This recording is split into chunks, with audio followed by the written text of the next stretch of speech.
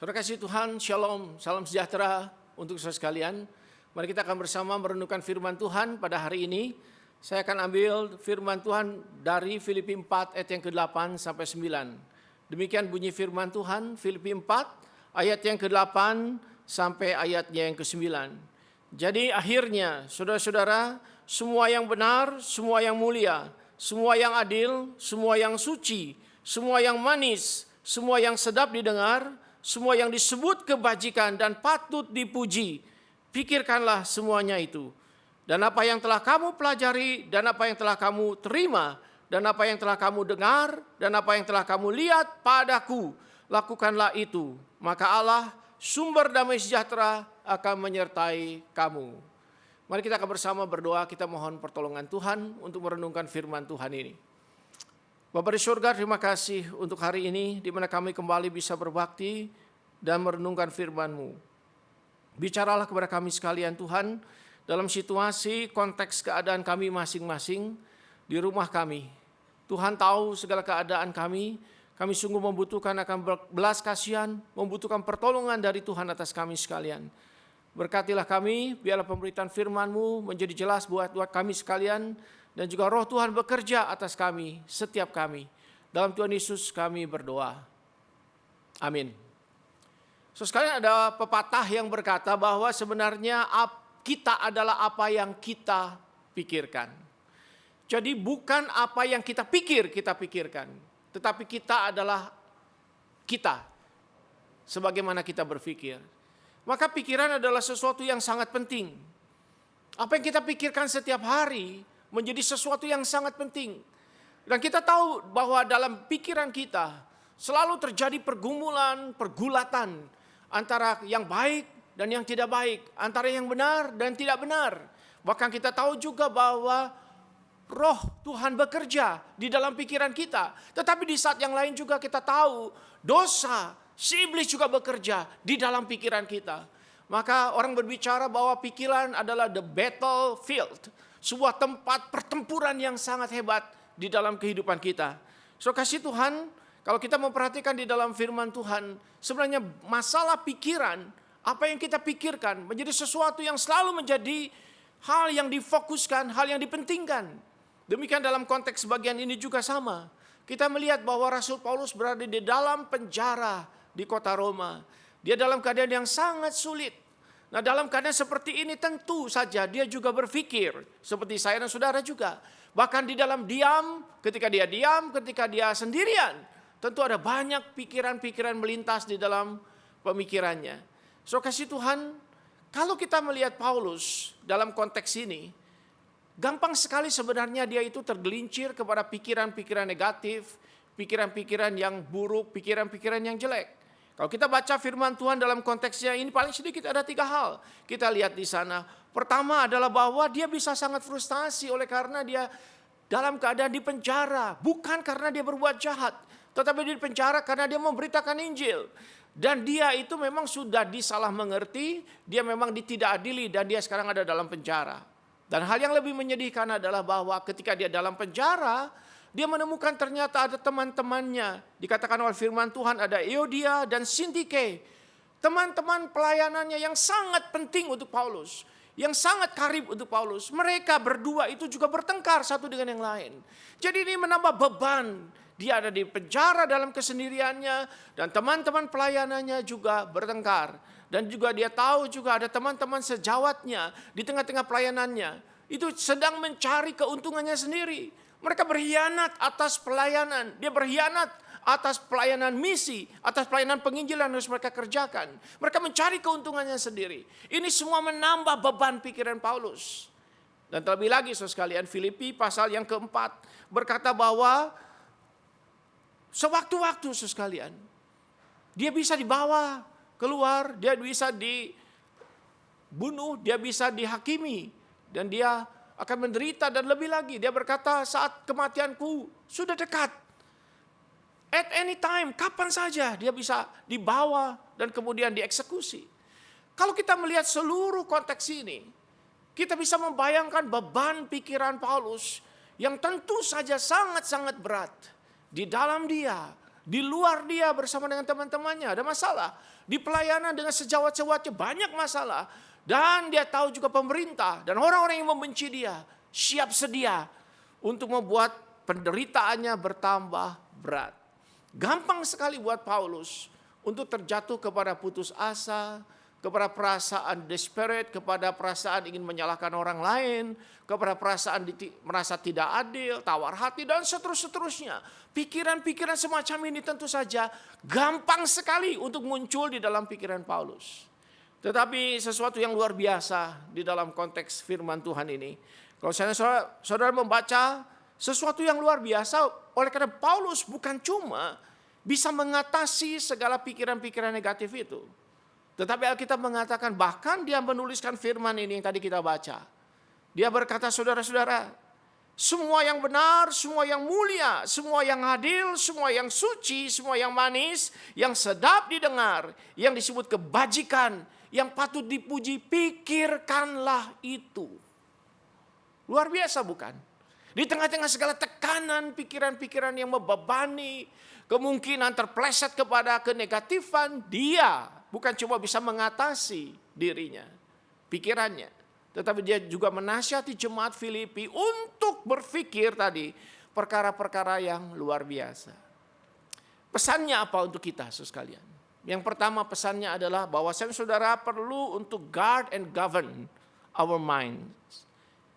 Kita itu perlu untuk menjaga dan memerintahkan pikiran kita sendiri.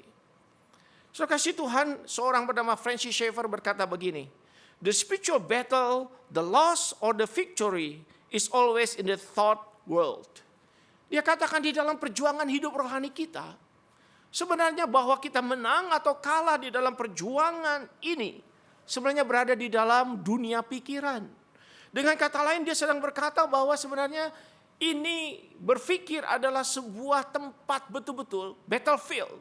Untuk saudara menjadi orang yang sungguh bisa memuliakan Tuhan atau tidak memuliakan Tuhan. Maka berpikir sebenarnya bukan sesuatu hal yang gampang. Berpikir itu ternyata adalah sebuah pekerjaan.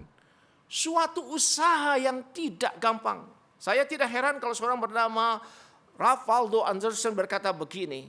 Apakah pekerjaan yang paling berat di dalam dunia ini? Dia berkata, berpikir secara Kristen. Itu pekerjaan yang paling berat. Seorang bernama Oswald Chambers berkata begini. To think is an effort. To think rightly is a great effort. And to think as a Christian or to think is the greatest effort of a human soul. Oswald Chambers berkata bahwa berpikir adalah suatu usaha. Suatu pekerjaan yang tidak gampang. Berpikir benar adalah a great effort. Pekerjaan, usaha yang lebih susah lagi. Tetapi bahkan dikatakan berpikir sebagaimana seharusnya seorang Kristen berpikir adalah the greatest effort. Suatu usaha yang terbesar dari orang Kristen. Dari human soul. Dari jiwa roh seorang Kristen. Maka di sini kita lihat sekali lagi melihat bahwa berpikir atau pikiran adalah battlefield untuk orang Kristen. Dan saya dan saudara dipanggil untuk betul-betul berpikir secara benar, secara Kristen, seperti apa yang Tuhan inginkan. Nah sekarang dengan kata lain bahwa orang Kristen kita bukan cuma dibebani untuk berpikir bagaimana kita bisa bertahan, survive, berlangsung dalam dunia ini. Itu sesuatu yang tidak gampang. Bukan setiap hari saudara bergumul. Bagaimana kita menghidupi hidup kita. Bagaimana kita bisa memperoleh pencarian, mata pencarian. Kita perlu mencari rezeki kita untuk kita bisa bertahan hidup. Di tengah-tengah situasi yang sulit kita berpikir untuk bagaimana survive. Dan kita juga mulai berpikir juga bukan cuma sekedar survive, tapi bagaimana kita juga bisa flourishing, bisa berkembang-kembang. Itu juga tidak mudah tentunya. Bagaimana kita bisa berkembang, keluarga kita bisa berkembang, usaha pekerjaan kita bisa berkembang, bagaimana pelayanan kita bisa berkembang. Sesuatu yang tidak gampang bukan. Dan lebih tidak gampang lagi adalah dikatakan bagaimana kita itu pada saat yang sama untuk survive, flourishing, tetapi saat yang sama kita juga betul-betul bisa menyenangkan Tuhan.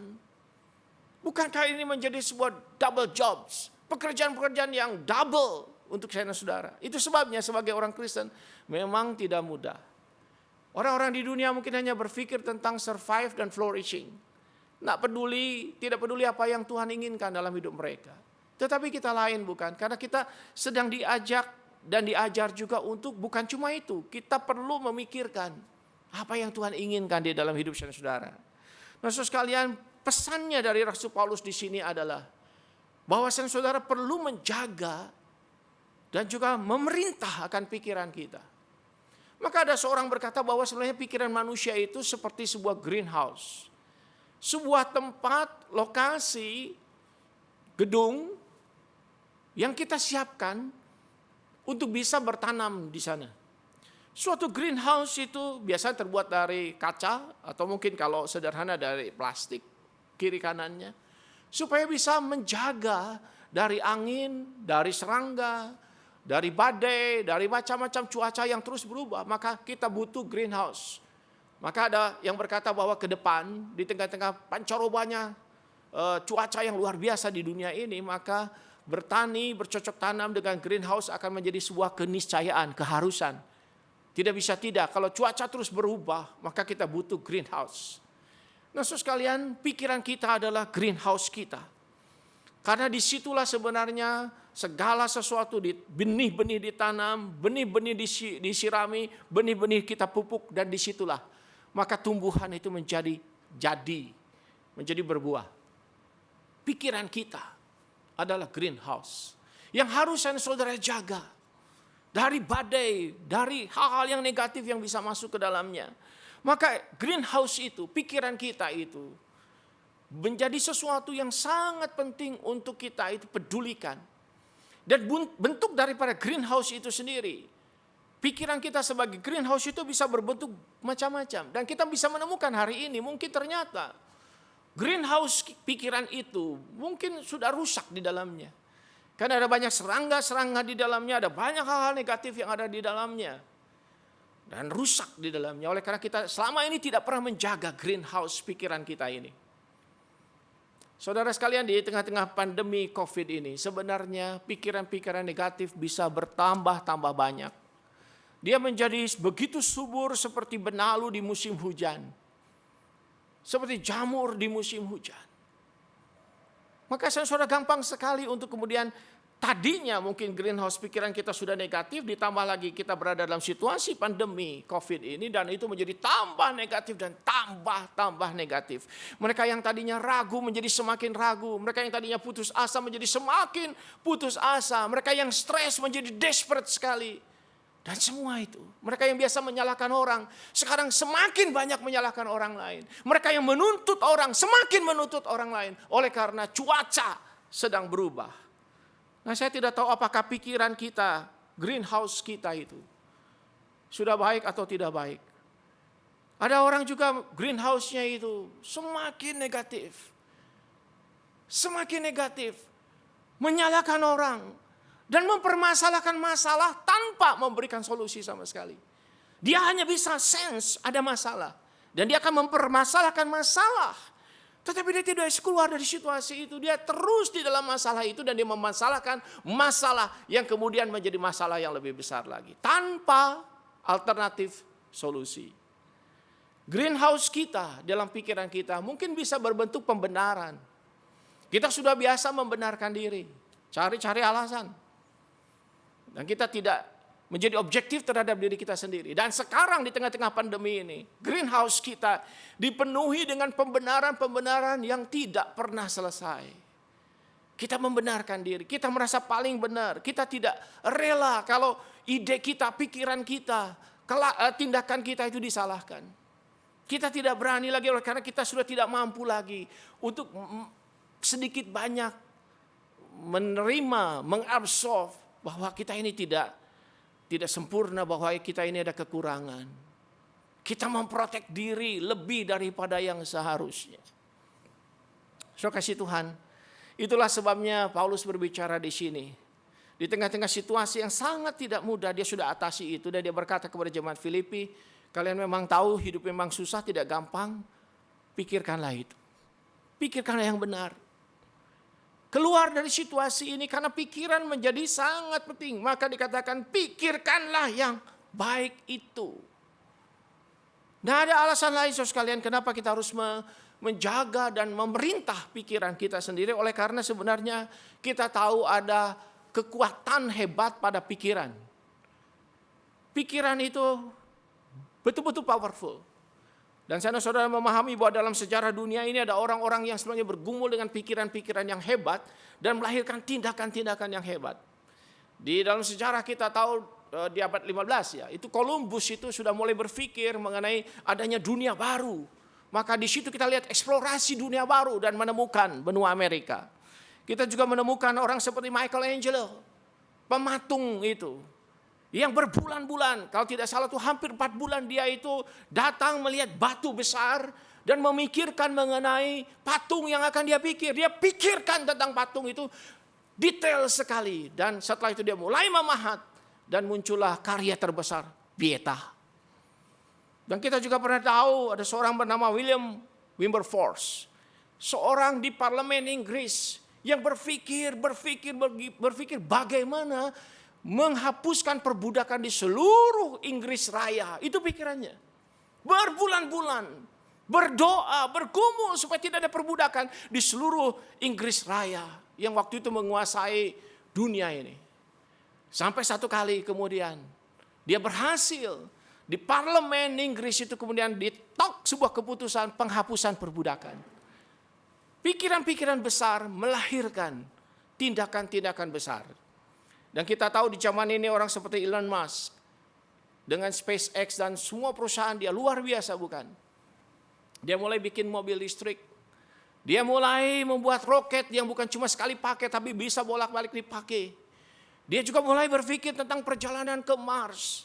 Dia juga berpikir bagaimana mendirikan koloni di Mars.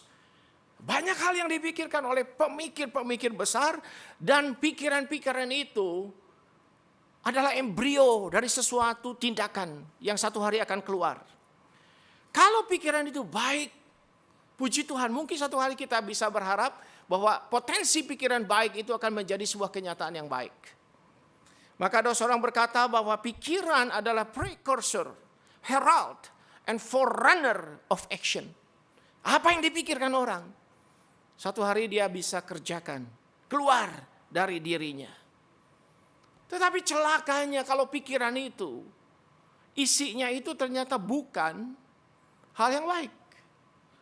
Kalau pikiran itu negatif, dia akan membuahkan satu hari kenegatifan. Karena Tuhan Yesus katakan tidak mungkin buah yang baik keluar dari pohon yang jelek. Dan sebaliknya, pohon yang baik akan menghasilkan buah yang baik.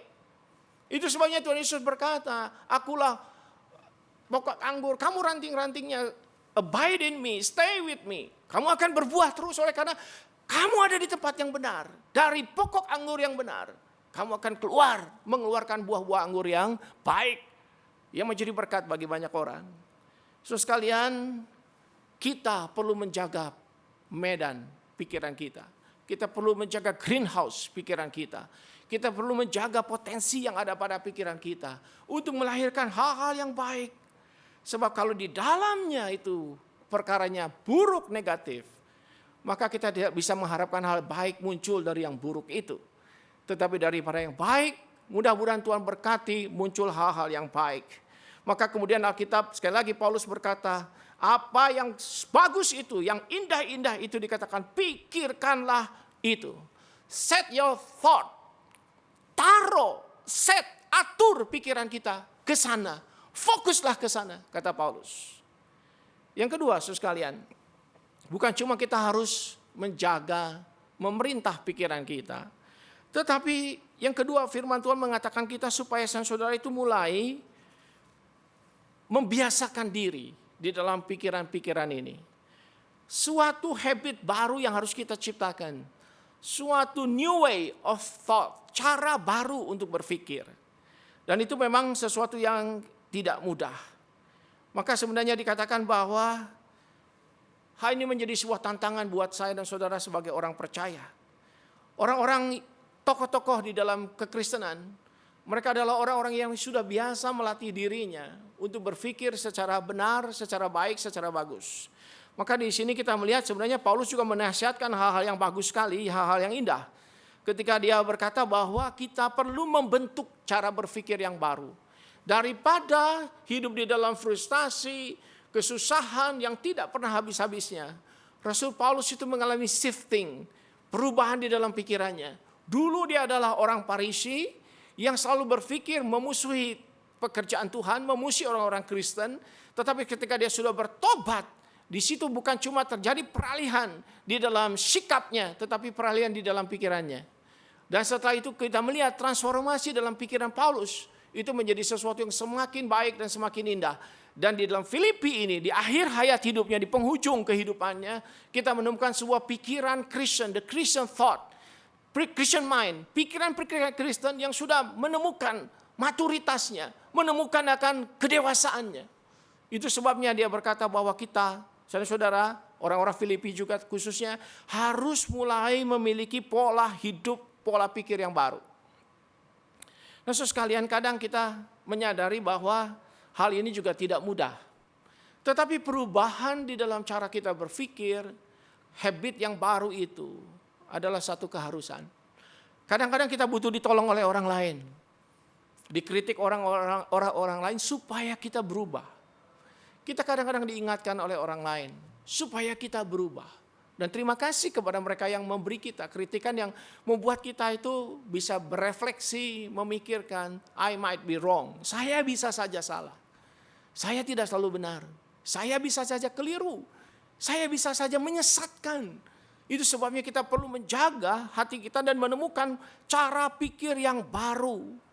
Maka kalau kita membaca dalam bagian ini, saudara sekalian, ada 6 aspek yang Rasul Paulus katakan supaya kita itu mulai berpikir tentang itu. Saudara-saudara, semua yang benar, yang mulia, yang adil, yang suci, yang manis, yang sedap didengar, yang disebut kebajikan dan patut dipuji. Pikirkanlah semuanya itu. Dengan kata lain, kita menemukan di tengah kesulitan Rasul Paulus, dia tidak jatuh hanya kepada perkara-perkara keseharian yang mundane, sesuatu yang biasa-biasa saja. Tetapi dia mulai keluar dari situ. Dia katakan pikirkan itu. Pikirkan hal yang luar biasa, baik. On the true, on the honorable, on the just, on the pure. Whatsoever things are lovely. And on the things of good report. Semua ini ada dalam dunia ideal. Dunia-dunia ideal. Dan itu kita tahu bukan hasil rundingan Paulus dengan kawan-kawannya. Mari kita pikir yang ini ya, enggak. Bukan karena itu. Mungkin juga itu ada pengaruh daripada budaya Yunani hari itu yang tentu mereka berpikir tentang sesuatu yang di luar dunia ini. Sesuatu yang lebih dari yang biasa. The above world. Dunia yang di atas. Itu pikiran-pikiran metafisis orang-orang Yunani. Tetapi saya percaya Paulus bukan sedang hanya berbicara tentang metafisika orang Yunani. Bukan. Dia berbicara tentang apa yang dia lihat pada Tuhan sendiri. Yang dia dapatkan dari Tuhan sendiri. Kita tahu bahwa bukan Paulus yang sengaja mencari Tuhan.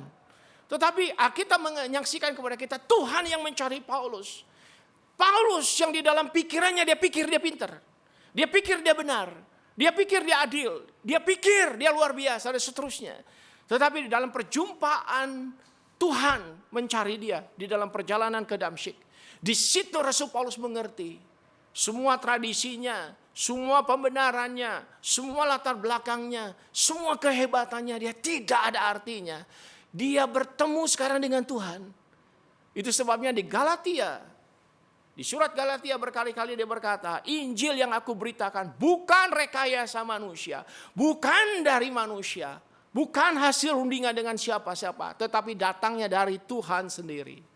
Perjumpaan Tuhan dengan Paulus, Tuhan mewahyukan Paulus hal-hal yang ideal, hal-hal yang di luar kebiasaan manusia, hal-hal yang lebih tinggi dari manusia, yang excellent.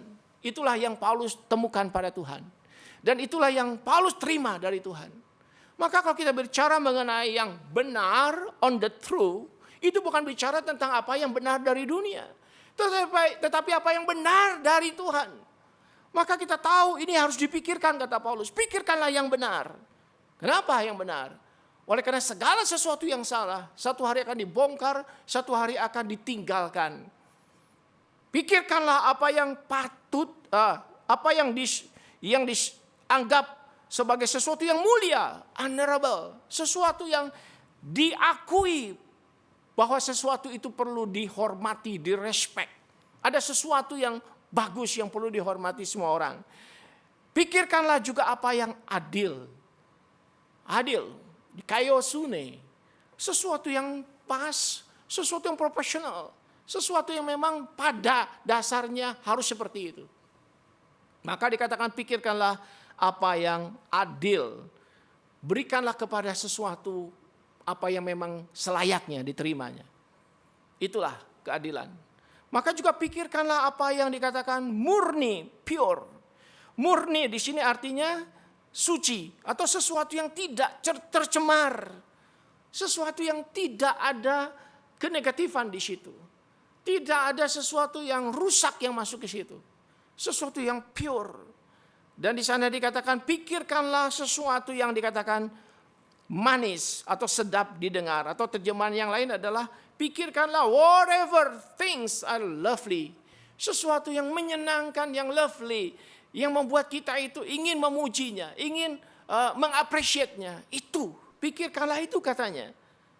Sesuatu yang lovely dan itu adalah sesuatu yang perlu untuk dihargai, sesuatu yang perlu untuk di-admire, dihormati.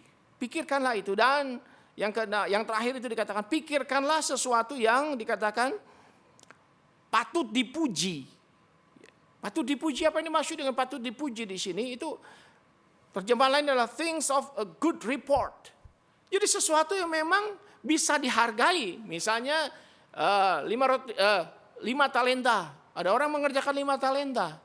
Setelah dia kerjakan 5 talenta, diberi 5 talenta, dia kerjakan 5 talenta. Dia dapat good report. Dia dapat rapor yang bagus. Dia perlu dipuji karena dia itu layak untuk menerima semua pujian itu. Good report. So kasih Tuhan, semua yang 6 aspek ini adalah sesuatu yang ideal. Dan tidak ada orang yang normal akan melawan yang ke-6 ini. Semua orang akan mengatakan bahwa apa yang benar, baik, apa yang benar, apa yang patut dipuji, yang noble, yang honorable, apa yang adil, apa yang murni, apa yang lovely, apa yang good report. Tidak ada orang di dunia ini akan berkata bahwa itu sesuatu yang jelek. Semua orang mencarinya. Kalau orang-orang di dalam dunia di luar sana juga mencarinya sampai hari ini sebagai bagian daripada general revelation, wahyu yang umum, apalagi sebagai orang percaya. Kita yang menerima itu dari Tuhan, kita diajak oleh Rasul Paulus di sini untuk mengubah direction kita berpikir. Supaya kita tidak terjebak ke para pikiran negatif, terus-menerus keputusasaan. Kita diajak untuk menciptakan suatu pikiran yang baru, yang menciptakan harapan yang baru. Dengan berpikir 6 aspek itu, kita menyadari bahwa 6 aspek ini bukan hanya sesuatu yang perlu kita kejar, tetapi sesuatu yang bukan ada dalam dunia ini. Itu ada hanya pada Tuhan. Dengan demikian kita bisa juga menciptakan akan pikiran baru yang penuh dengan harapan, yang membuat kita juga punya target. Kita tidak jatuh kepada seperti ini terus. Di tengah-tengah kesulitan ini kita bisa melihat dalam dunia ini ada Tuhan yang memberikan yang murni. Ada Tuhan yang memberikan yang benar. Ada Tuhan yang memberikan hal-hal yang honorable, yang patut dipuji, yang noble. Ada Tuhan yang memberikan kepada saudara hal-hal yang indah, yang patut dipuji dan seterusnya. Ada Tuhan yang memberikan di tengah dunia yang penuh dengan kejahatan ini, ada kebajikan yang Tuhan masih berikan dalam dunia yang rusak ini. Itu sebabnya kita lihat Paulus mengajak kita shifting kepada pikiran-pikiran baru. Dan yang ketiga, yang terakhir, Paulus berbicara di sini supaya saudara itu kita bersama-sama membuat pikiran-pikiran itu menjadi sebuah kenyataan. Maka dalam bagian ini Paulus mengatakan apa yang kita pikirkan itu harus digerakkan menjadi sesuatu yang dilaksanakan. Dan dia ambil contoh tidak jauh-jauh, dia ambil contoh dirinya sendiri. Maka ayat yang ke-9 dikatakan apa yang kamu pelajari, kamu lihat dari tindakanku, dari kata-kataku, Apa yang kamu dengar dan semuanya padaku, ikutlah aku. Luar biasa bukan? Sebuah klaim tentang dirinya bahwa aku, kata Paulus, aku bukan cuma ngajarkan apa yang tadi perlu dipikirkan, tetapi aku melaksanakan itu dalam hidupku. Pikirkanlah itu dan ikutlah aku. Wah, luar biasa. Karena saya nggak yakin semua orang bisa mengatakan kalimat ini. Mengklaim diri dan berkata kepada jemaat, kepada orang-orang banyak, ikutlah aku, seperti aku. Melakukan seperti aku berpikir, seperti aku bertindak. Kalian lihat saya dan seterusnya. Luar biasa bukan? Paulus di sini hendak menunjukkan bahwa dirinya adalah embodiment. Dia adalah pengejawantahan daripada yang tadi, pikiran-pikiran itu. Paling sedikit sudah dinyatakan di sini dia berusaha supaya hal-hal yang bagus itu bukan cuma dikatakan, diajarkan, tetapi dilaksanakan di dalam hidupnya. Maka dia men-challenge orang-orang Filipi untuk melihat kepada dirinya dan mengikuti Rasul Paulus. Maka dia sampai berkata begini, kalau orang-orang Filipi itu mempelajari Paulus, mengikuti apa yang dikatakan Paulus, mendengar apa yang dikatakan Paulus, mengikuti tingkah laku dari Paulus, sampai dia berkata sebuah kalimat luar biasa, maka dikatakan, damai sejahtera Allah sumber damai sejahtera akan menyertai kamu. Ada shalom, ada eirene, ada damai sejahtera Tuhan. Kalau kamu melakukan apa yang aku lakukan. Luar biasa. Bahwa di tengah-tengah situasi yang sangat sulit di penjara, Paulus bukan cuma mengatakan, mengajarkan apa yang harus diketahui dan dilakukan. Tetapi dia membawa orang kepada dirinya dan berkata, lakukanlah, lihatlah. Saya adalah pejuang. Saya juga seperti kalian berjuang untuk melakukan itu. Maka kita bisa mengerti kenapa dia berkata begini. Bukan aku merasa aku sudah sempurna. Aku juga tahu aku tidak sempurna. Tetapi ini yang aku lakukan, aku melupakan apa yang di belakangku. Dan aku mengarahkan diri ke depanku dan mengejar apa yang Tuhan inginkan bagi aku. Suatu transposisi, suatu posisi baru.